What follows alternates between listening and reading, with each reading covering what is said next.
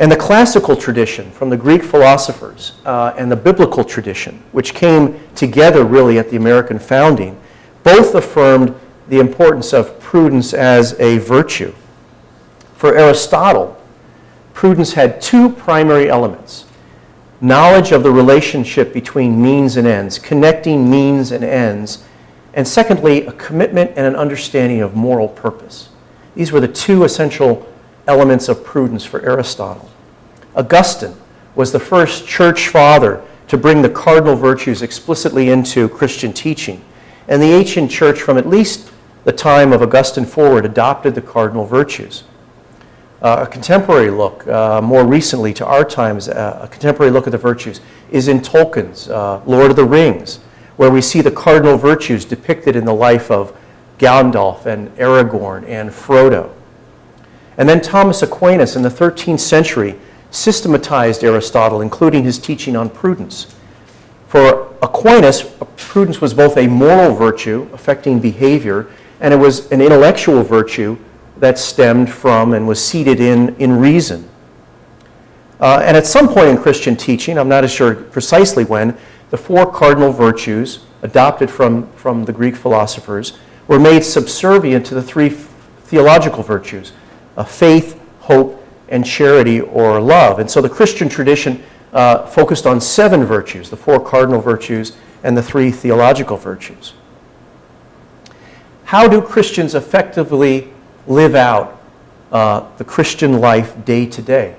I suggest it's primarily through the virtues.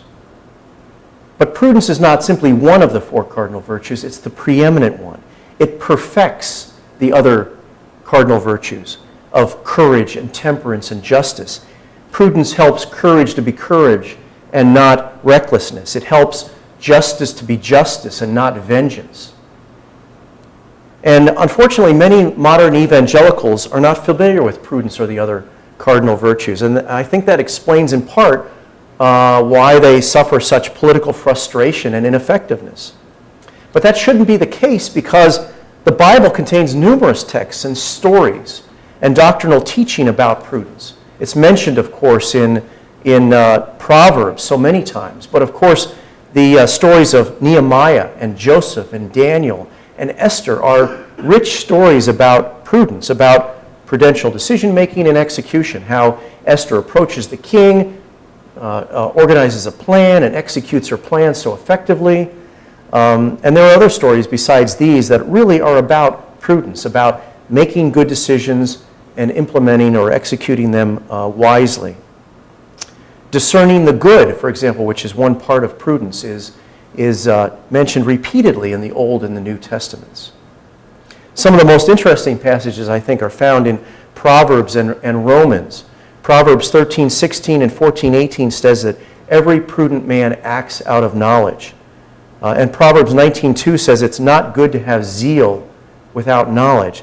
And St. Paul practically quotes this passage from Proverbs in Romans 10:2 when he says regarding his Jewish brethren that, quote, "I can testify about them that they are zealous for God, but their zeal is not based on knowledge." Zeal is good. Zeal is necessary, but it's simply not sufficient. Prudence is absolutely essential in politics and public policy precisely because it makes zeal effective. It takes zeal and it makes it effective in making decisions and implementing decisions. We can talk all day long about injustice and how bad it is, but as soon as consideration is given to what to do about it, about some unjust condition or some unjust law, practical wisdom is necessarily invoked, because practical wisdom has to do with action, taking action to address a problem. And the practical reasoning of prudence really has 4 parts. First, discernment. Discerning the good, discerning what good goals we might pursue in this particular situation. Secondly, deliberation, including the need for counsel and understanding opportunities and obstacles. The third is decision and defining the decision. What specific decision are we making, and how do we define it? And fourth is executing or implementing the decision that we've made. In these elements, we find the essential need to accurately perceive and understand reality, the real conditions around us. What Ralph Wood has said, how the world is really put together, and thus how to act rightly within that order. Now, political prudence involves right reason about what is to be done in political affairs. And to make a long story short, political prudence really asks 4 questions of political leaders and those of us who seek to be involved as activists or lawyers working in legal and political reform. It asks, first of all, are we pursuing good goals? Are we pursuing the good here? Secondly, are we exercising wise judgment about what's possible in the circumstances? And realism about what's possible, I think, will moderate expectations and reduce the risk of paralyzing frustration. Third, are we effectively connecting means and ends? We have good goals, we have good ends in mind, but are we connecting means and ends? And that's perhaps the toughest part of prudential decision-making and execution. And fourth, are we preserving the possibility of future improvement when all of our goals, all of the ideal cannot be immediately achieved? Or have we struck some kind of permanent compromise that prevents future progress, future improvement?